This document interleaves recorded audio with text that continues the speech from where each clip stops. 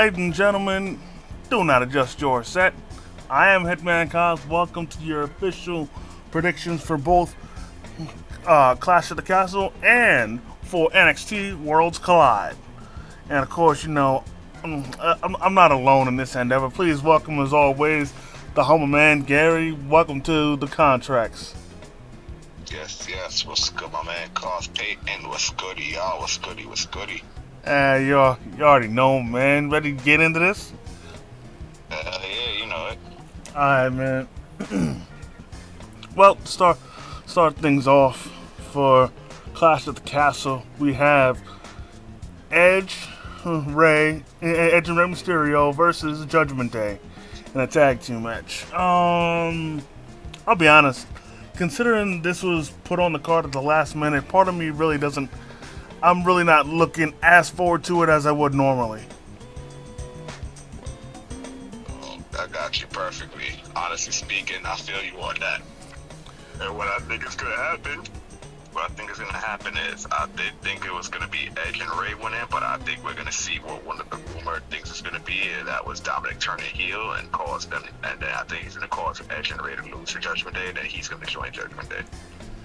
Yeah, I mean, personally, the most interesting thing about this whole storyline, don't get me wrong, this is mainly supposed to be Edge versus the Judgment Day. Just Rey and Dominic are thrown in as, I guess, collateral or something like that. But for me, the most interesting thing about this storyline is Rhea constantly throwing herself in the fire, knowing that the guys won't put their hands on her. And for me, I just love it. I just love when she's constantly picking on Dominic. Oh, I got you. I mean, sure, I shouldn't be, happy seeing somebody getting picked on, but she's just constantly fucking with him just cause she knows he won't put his hands on her, and because of how strong she is, she could hang with them, but just cause she's a woman, they won't attack her, and she's using that to her advantage. Exactly. And I guarantee Simps worldwide are so jealous of Dominic, just because they wish that everything that Rhea's doing to Dominic that she would do to them. Exactly. Like, you're right. Like when she had him in a head scissors, every nigga wanted Rhea's thighs around them.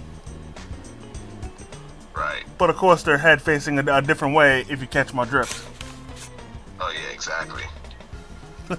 But in any case, honestly, I don't see how Dominic turning heel would make sense here. Yeah, I wouldn't debate you there. Honestly speaking, I wouldn't. Because like I said, this is more of Edge versus the Judgment Day than anything else. So honestly, part of me sees the Judgment Day winning with interference from both Dominic and Rhea. Because here's what I think what'll happen is that towards the closing moments of the match, Dominic Rhea's gonna try and cheat. However, Dominic is gonna stop her, but then he's gonna put hands on her, and like she's gonna throw a punch. However, he's gonna block it. Then that's when she's gonna dare him to hit her again, to which he again isn't gonna do, but either Edge or Rey Mysterio or both of them is gonna see what's happening, get distracted, then the Judgment Day is gonna capitalize on the distraction to win the match. Right, that's a possibility. Yeah. That's just how I feel, I feel that's a huge possibility. What's your take on it?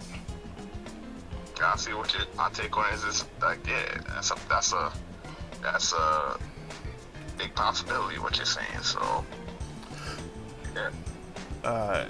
Alright. Moving on, we have Bianca Belair, Alexa Bliss, and Asuka versus Bayley, Dakota Kai, and Io Sky. First off, I know this has nothing to do with the match, but Do you think that Bailey, Dakota Kai, and Io Sky should have a name for their group? And if so, what should be the name? I think so. And the name, I think I would say, that's a good question. Well, for me, the only thing I can think of is Control or Total Control. Honestly speaking, yeah, I would agree with you. I mean, it may sound like a boring name, but I think it makes the most sense. You know? Right. But Right. but in any case, personally, I think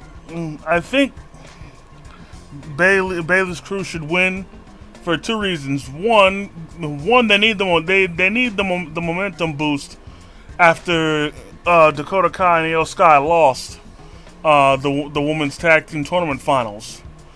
And then also the second reason why they should win is to shut all these assholes up. Like dude, and don't get me wrong, I wanted Io Sky and Dakota Kai to win, but it's not the end of the world that they lost, for fuck's sake. People on social media need to shut up. It's not the end of the world. Exactly, that they didn't win the tag titles, exactly. Yeah, and on top of that, do these people not understand the term of long-term booking? Huh? That too. Cause sure, they didn't win now. That doesn't mean they're not ever gonna win. They're just doing a slow burn, so that when they do win, it's gonna be less predictable, and two, it's gonna feel even better, even though they're heels. Exactly. And no offense to Raquel Rodriguez and Aaliyah, but there was a promo I saw Aaliyah try to cut on SmackDown, and I didn't see it on SmackDown mainly because I tend to ignore some certain superstars' promos who I think aren't good on the mic, and she's one of them. And Botchamania pretty much exploited why, because she was trying to cut a promo, but she made it so fucking obvious that she was reading something. Cause every second, it was, first off, 1 second she'd be looking at the camera, then the second she'd look at the paper, then 1 second look at the camera again, then the other second look at the paper, and she would continue to do this the whole time, and and she couldn't have made it any more obvious that she was reading something. Right. Yeah, that's crazy. I mean, personally, just because I've never heard her speak like that, part of me thinks that she'd be able to cut a better promo if she was just given a mic and told to just to cut a promo. Exactly. And I know this is a bad comparison, but remember when Tommaso Ciampa cut a promo about The Miz, where he was putting him over against Logan Paul? Oh yeah. I mean, I know it's a bad example because Ciampa's is much better on the mic, but I guarantee that promo was not scripted, and literally Triple H just shoved the mic in his face and told him to do your thing. Right. But in my opinion, that's exactly what she needs to do too. Just give her the mic, say do your thing, or at least show me what you got, and then I guarantee she would have cut something better than what she cut on SmackDown. Exactly. And I tell you what, since they're faces, maybe this can be done to help Aaliyah get further over with the crowd, because she's been rather boring in my opinion. Like sure, she had the whole she has the whole record going for quickest victory, but that can only last so long, I mean, Right. When Sheamus was bragging about how quick it took him to beat Roman Reigns to win the WWE title, I mean honestly that didn't get its chance because he lost the title right immediately after, but like this was given its chance and it's not as good. Exactly. But before I go any further off topic, I still got Bailey's crew winning this. Don't get me wrong, Bianca, Alexa, and Asuka are gonna do great, but but still, Bayley's crew should win this more than anything else. Right. That's a fact. Yep. Moving on, we have Matt Riddle versus Seth freaking Rollins. Now, first off, ain't that something? Riddle got his first name back. Yep. And also, Austin Theory got his name back. But here's the funny thing about that.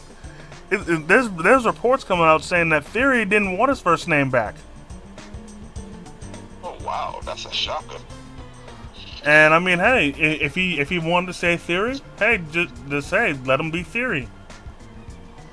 Exactly. And personally, even though he's Mr. Money in the Bank, I think he should definitely get into a long-term feud with Johnny Gargano, just because it'll make for good TV for NXT fans. Just considering they used to be in the same stable, you know.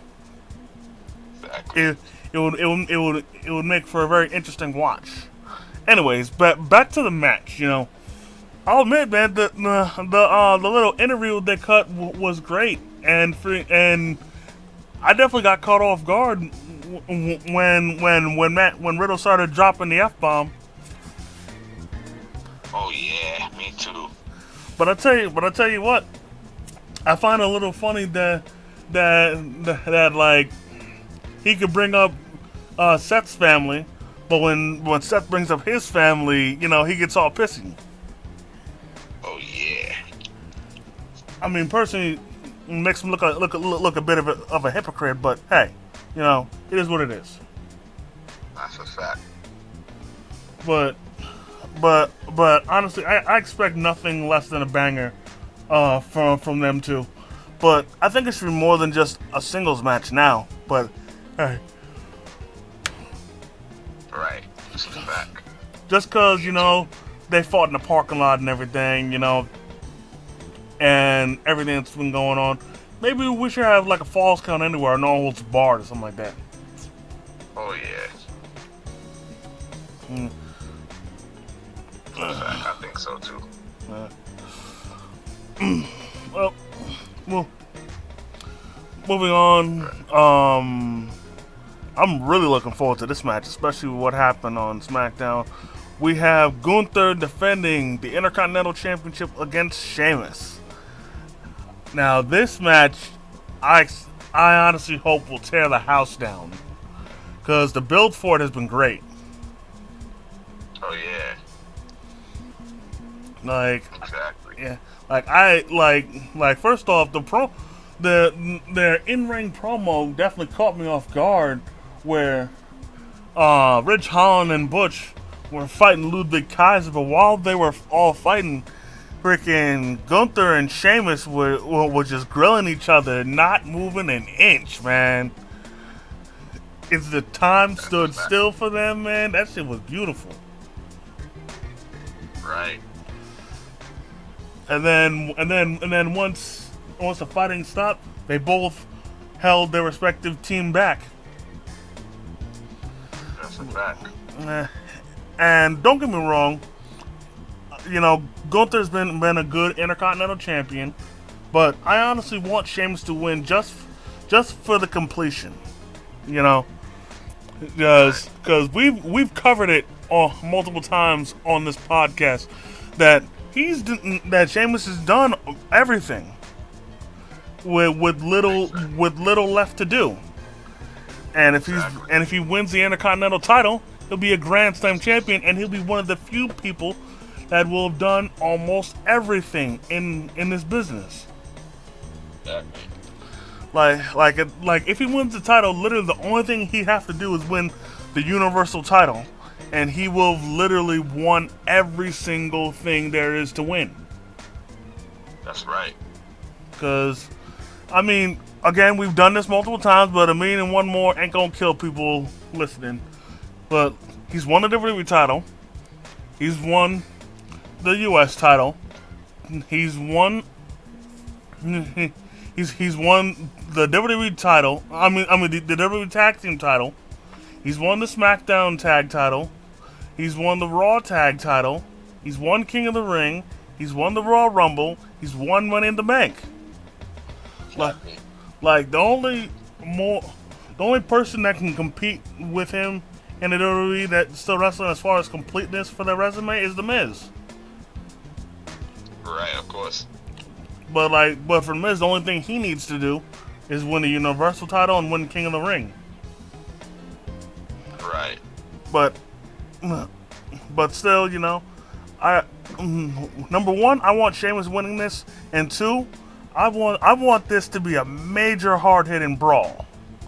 Like, Yeah, me too. I want this to be strong style levels of stiff, man.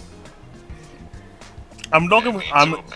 Don't get me wrong. I still want them to, be safe and whatnot, because gotta be safe. Gotta look out for each other. But I still want some hard hitting stuff, Right, me too. And actually, I know I'm getting off topic, but I saw this clip about this Japanese wrestler, and you know how Japanese wrestling is stiff as shit, right? Oh hell yeah, seen that a lot. Yeah, apparently there was this one dude who kicked the shit out of his opponent so badly that he knocked him out. Right. And apparently this was his second time injuring somebody in 3 weeks. And Right. and to me, that's dangerous. That's a big no-no. Like Right, exactly. you got to be more careful, bro. Exactly. That's right. But in any case, back to the match at hand. I got Sheamus winning this. Oh, word. It's tough to say who gonna win this. It's tough for me to say who. I mean, it's gonna be a tough, great match, hopefully, but that's tough to say who I think gonna win. I think they probably gonna let Gunther retain.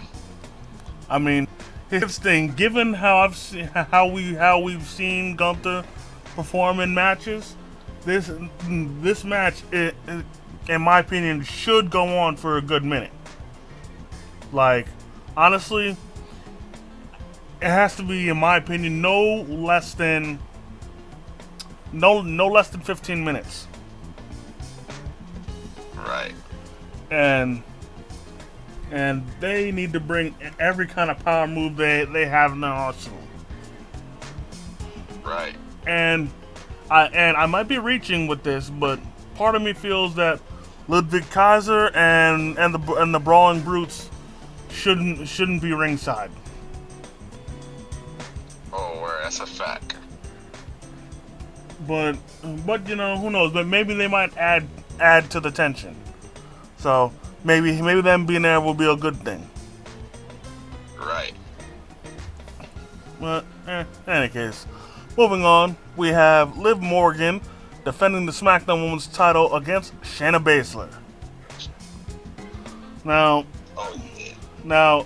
I gotta bring up the elephant in the room, just because apparently I forgot what his name was, but he made a good point. Tell me, have you ever seen a face champion be booked to look as weak as Liv has? Nope.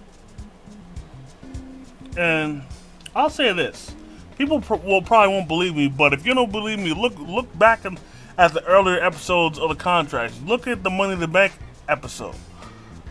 I had no problem with Liv winning, but at the same time, I didn't want her to win. Exactly. So anybody trying to accuse me of being one of the few fans who was supporting her and then turning on her when she won the title, shove it up your ass, because I'm not in that conversation. I didn't want her to win the title, therefore any negative feelings I have to her are justified. Now, with that being said, everyone by now should know that I've always been a fan of the Queen of Spades.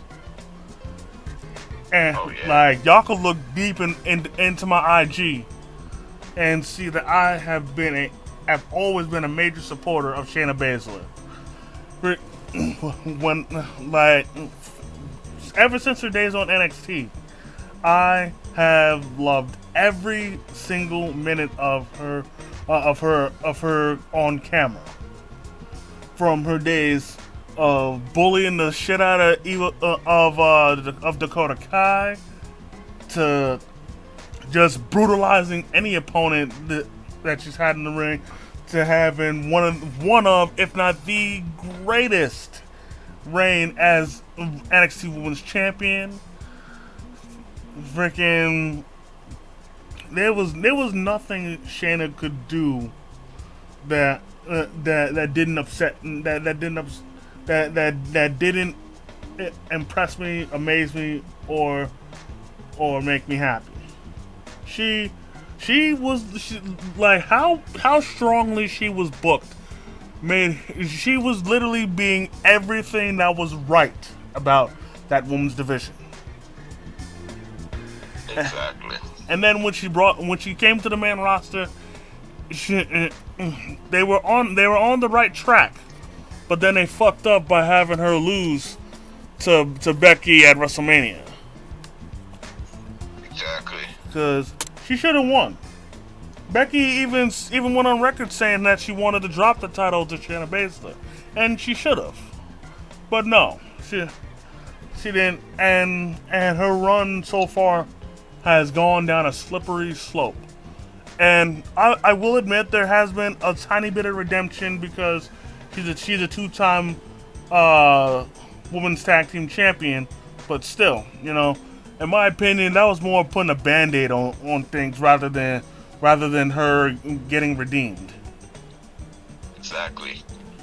And here, in my opinion, this is where everything finally comes full circle. Where this is where she fully redeems herself. And in my opinion, I will take nothing short of either 1, domination, or 2, a tap-out victory. Oh, yeah. Either way, Shayna needs to win this match. And that's just crazy, because they both need to win this. Because Liv needs to win this to build her credibility as a champion. And whereas on the flip side, Shayna needs to win this, just number 1, because how strongly she's been booked in this feud, and 2, she just needs this period, because like all the NXT fans like myself have seen how strongly she was booked on NXT, how much of a threat she was on NXT,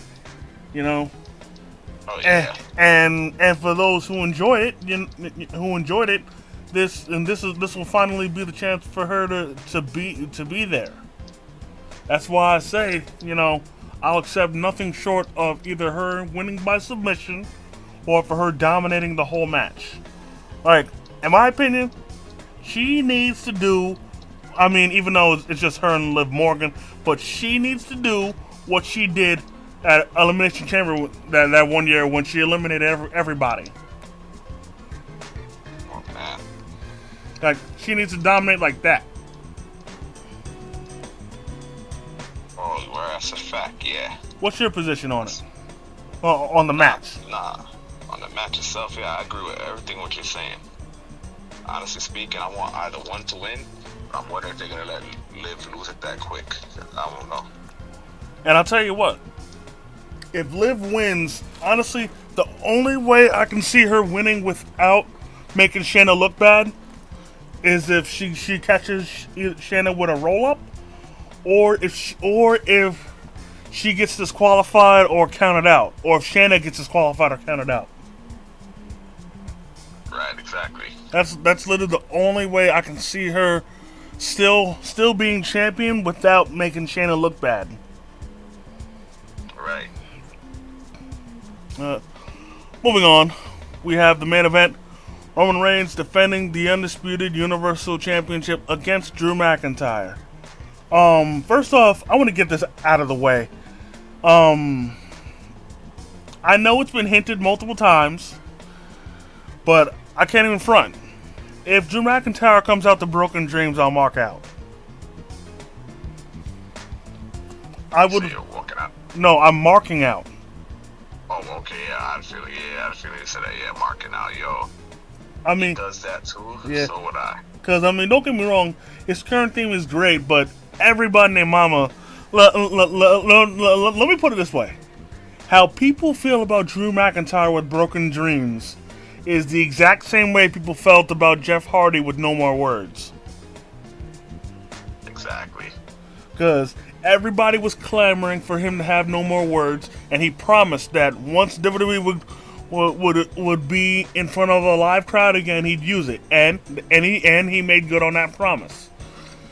Now, I know the same promise wasn't made with Broken Dreams, but still, it would be great for him to come out to Broken Dreams. Oh hell yeah! Like, honestly, if I was to record gameplay of 2K22 right now, I think I would have him come out to Broken Dreams. Hell yeah! Just because I can edit the video like that. Well, anybody can, but still, yeah, you get what I'm saying. Oh yeah, of course. And with that being said, don't get me wrong, I want Drew to win. I desperately want Drew to win this. But there's two problems that's going against him, in my opinion.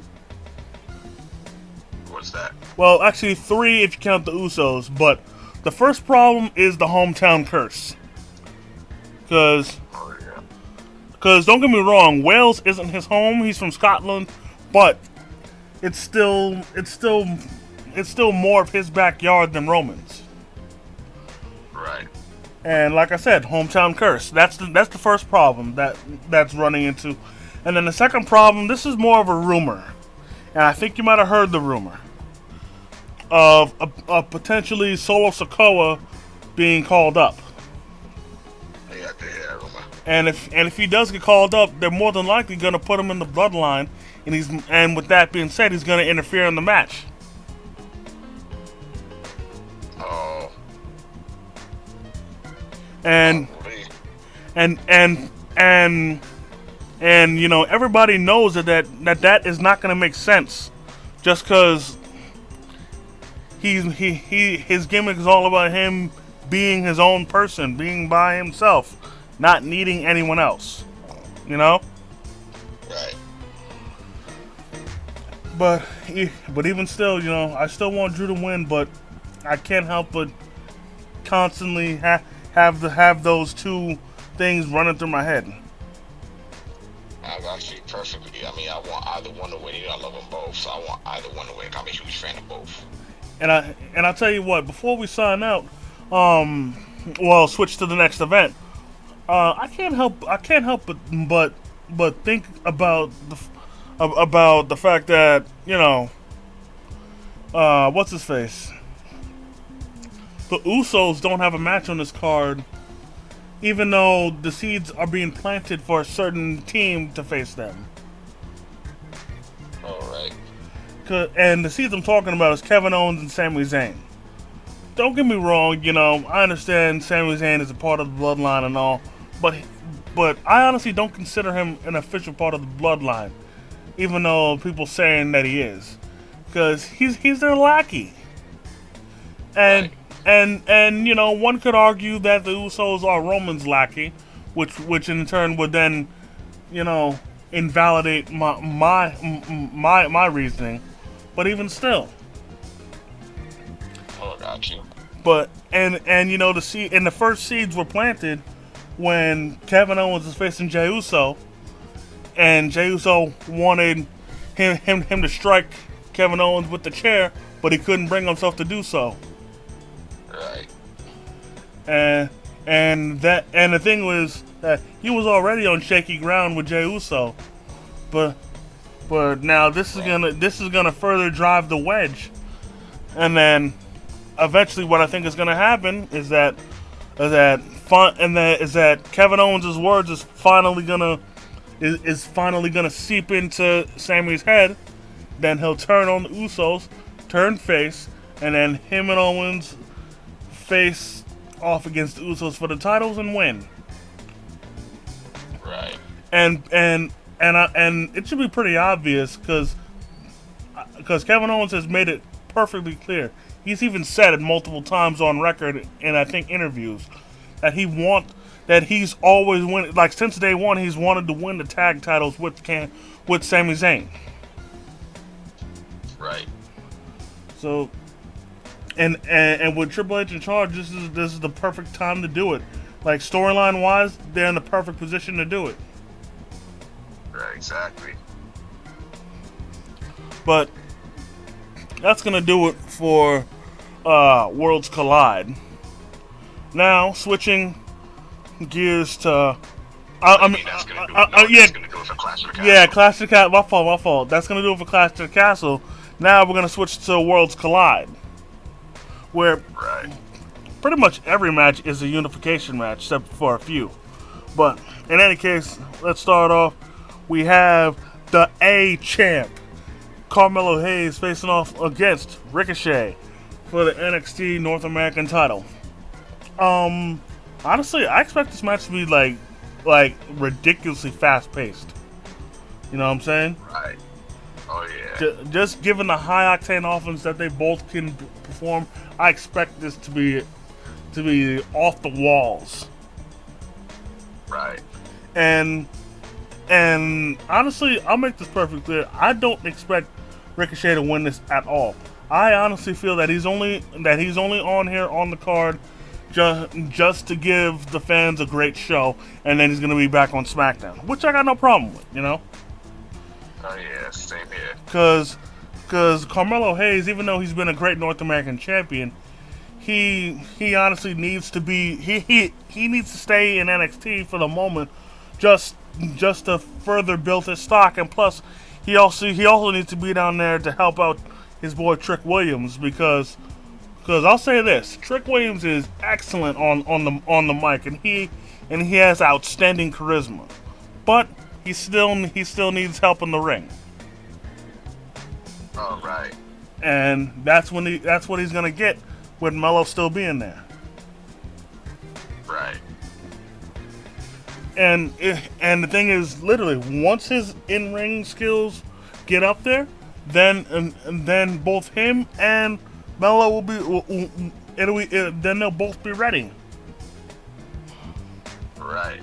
I mean, one could argue that Melo is ready to go up, but I just still see him as a package deal with Trick.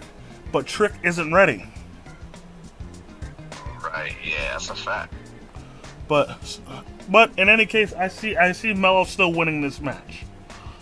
Whether or not Trick Williams will interfere or not, we don't know. But I still see him winning. I still see him winning. Oh, where Melo? Yeah, I see Melo winning this too, man. It's gonna be a good fight between two of them, but Melo winning this and retaining this.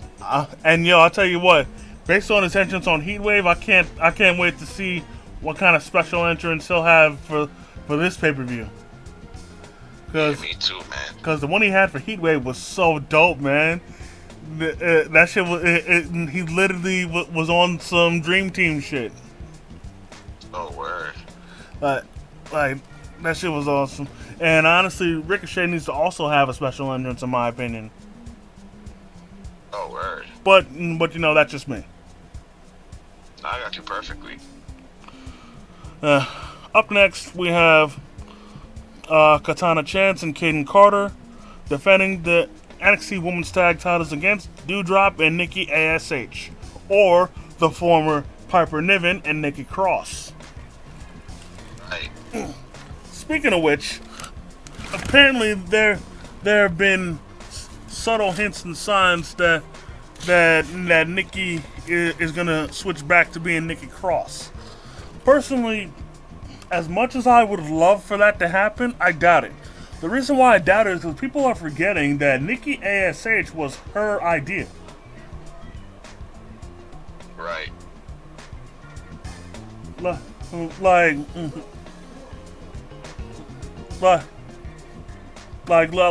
don't get me wrong. I've hated the gimmick since day one. But I've come to let it slide and just ignore it just because it's her idea. This is what she wants. Right. But if she does switch back to being Nikki Cross, I'm not you can't really expect for me not to be happy, because you know. Exactly. Exactly. And I'll tell you what, if she does switch back to being Nikki Cross, then I want that. Actually, no. Regardless, even if she doesn't switch back, I still want her and Doudrop to win, just because. I got no problem with Kaden Carter, but I've never liked Katana Chance, even when she was still Casey Catanzaro. I've never liked her. Like, Oh, I got you. like, don't get me wrong, she has improved ever since, you know, her days on American Ninja Warrior. But even still, you know, I'm just not feeling her. Yeah, I got you perfectly. That shit crazy. I mean, no offense to her, but but she's more bland than anything. Even though, you know, they're trying to do this whole rave gimmick and whatnot. First off, the rave thing I feel is ripping off of MSK, and secondly, how she acts. Period. I feel she's ripping. She's being a female Ricochet. Right. And you know, on paper, it's not the worst thing, but at the same time, freaking Ricochet himself isn't the best on the mic, and she barely even speaks. Yeah, that is a fact. So It really is. but you know, we'll probably be in for a good affair. Personally, Oh, yeah. I think if neither one of them win, then Toxic Attraction is going to interfere. Yeah, exactly. But if that doesn't happen, then yeah, like I said, I want Doudrop and Nikki to win. Oh yeah, I feel you. I want either one of them, honestly speaking. They're both great, but I don't think Nikki and Doudrop are winning because they're on Raw. They're on the main roster. True. So, True.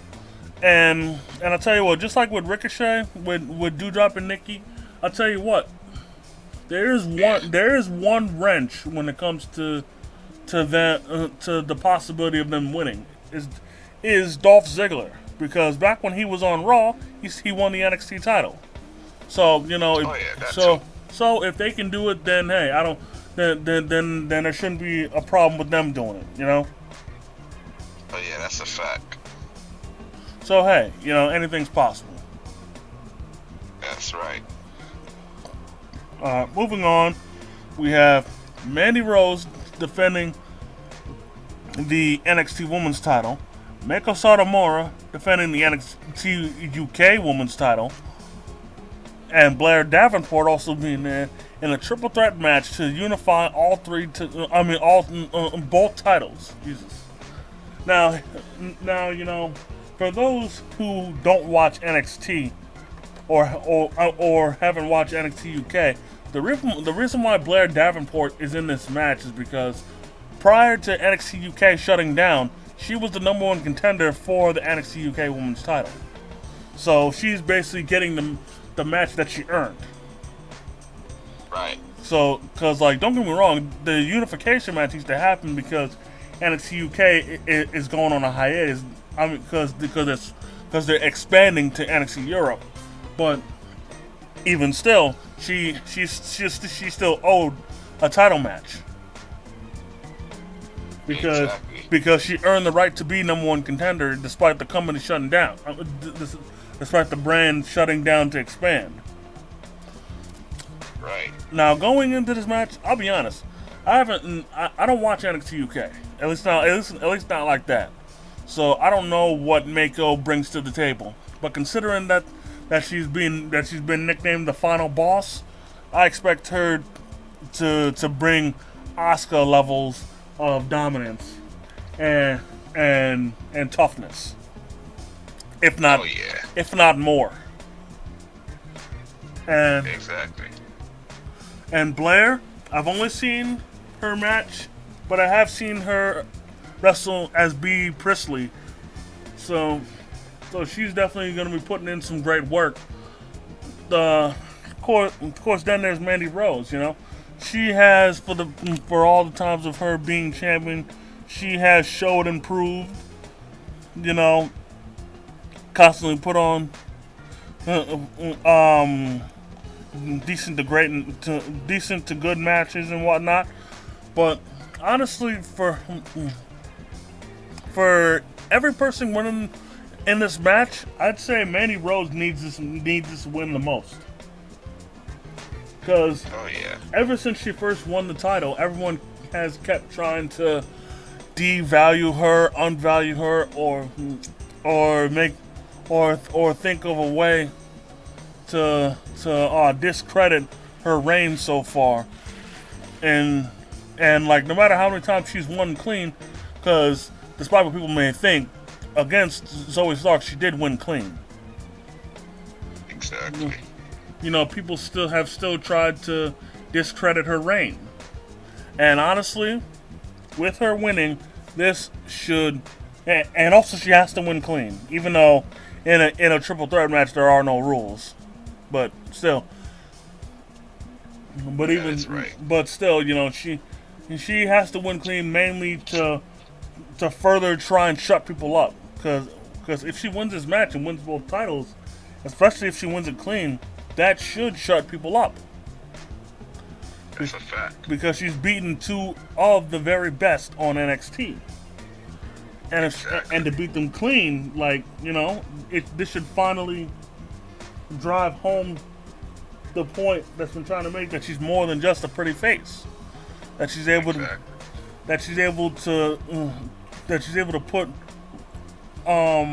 put work in the ring as good as she looks.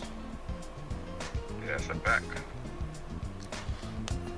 And for this match, honestly, I want to go with Mandy Rose just because I want her to get that validation. Oh yeah, same here. I think she's gonna win. Yeah. You know, we'll see. All right, moving on. This match I think is gonna be fucking wild. We have the Creed brothers defending the NXT tag team titles versus Brooks Jensen and Josh Briggs, who's defending the NXT UK tag titles, versus Gallus versus Pretty Deadly in a fatal four-way elimination tag team match to unify the NXT tag titles and the NXT UK tag titles. First off, if any of you saw NXT this past Tuesday, it was fucking wild. Yes, Like- I did see it. Like from start to finish, it was fucking wild. Yes. Like yo, like you want to talk about brand warfare? Like this was the best example of a fucking civil war. Oh my god, this was so crazy. It was. And I'm hoping for the match to be just as wild as the brawls were. Like I'm really hoping, man, that this is crazy. Because Right. all four of these teams are great, even though I hate Pretty Deadly. All four of these teams, including them, have a lot to bring to the table, and I've seen all four of these teams perform. I've seen Gallus throw it down. I've seen when they first won the NXT UK tag titles. I've seen them on NXT UK takeovers. I've seen that they are absolutely amazing. I love everything they brought to the table. Of course, I've seen the Creed brothers freaking knocking out the park, being freaking freak athletes. I still have one of their. I saw one of their training regimens where they've done crazy shit to train. Like these dudes are freaks of nature. Like conditioning wise and athletic wise, I compare them to LeBron James. But there's two of them. But you get what I mean. Yeah.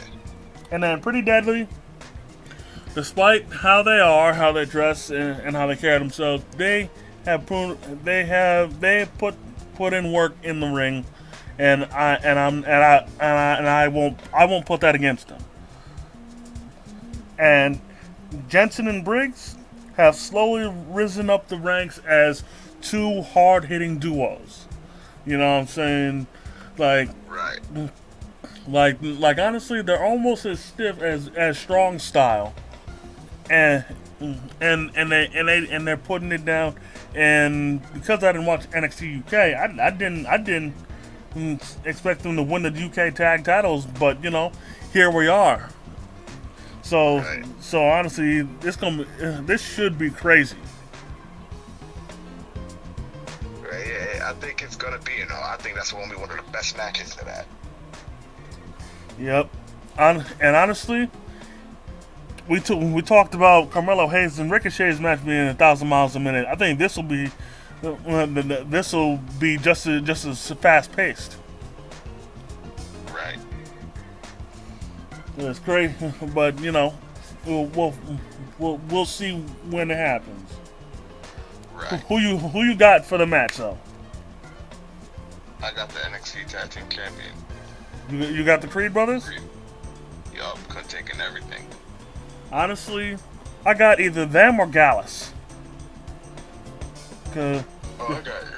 just cause the way Gallus has been trying to throw their weight around this week and the past week, like they are so determined to get back to the mountaintop. Right.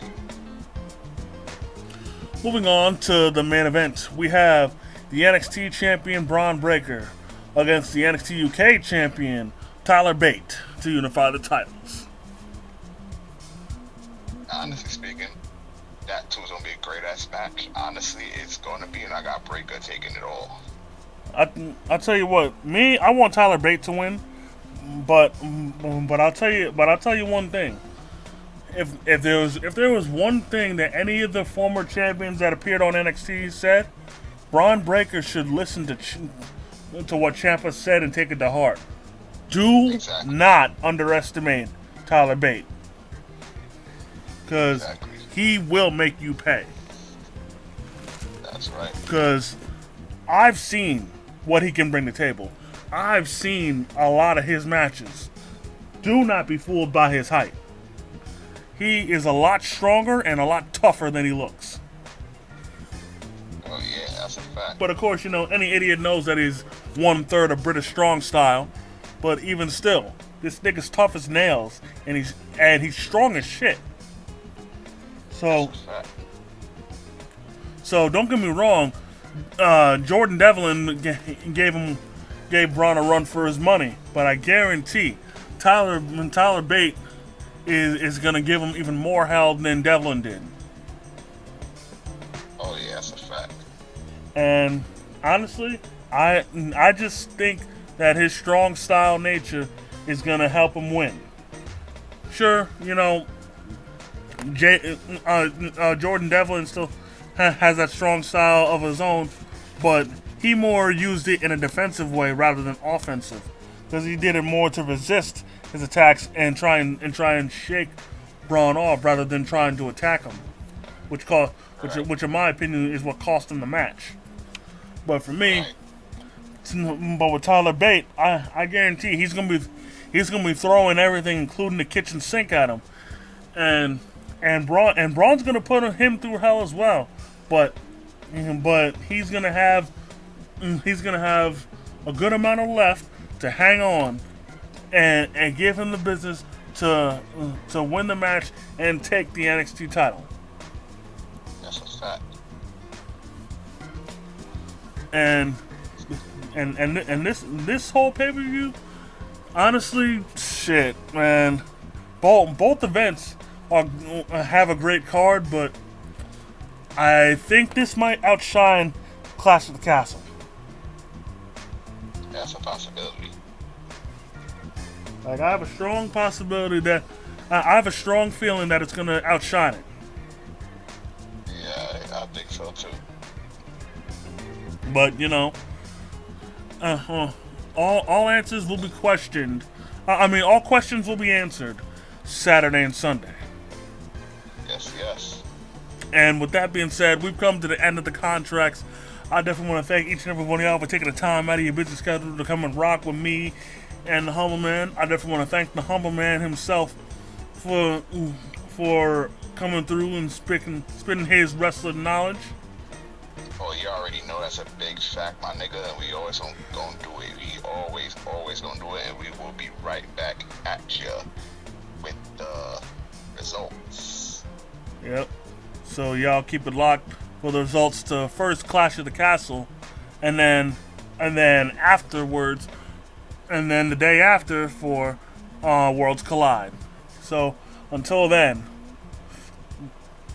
you know, if you enjoyed this video, go ahead, hit the like button, comment if you feel like it. If you're new to the channel, please subscribe and hit the notification bell so you never miss a new video. And until next time, by way of Struggle Vision Productions, it's the Hitman and the Humble Man, and we out. Peace. Peace, we out this bitch.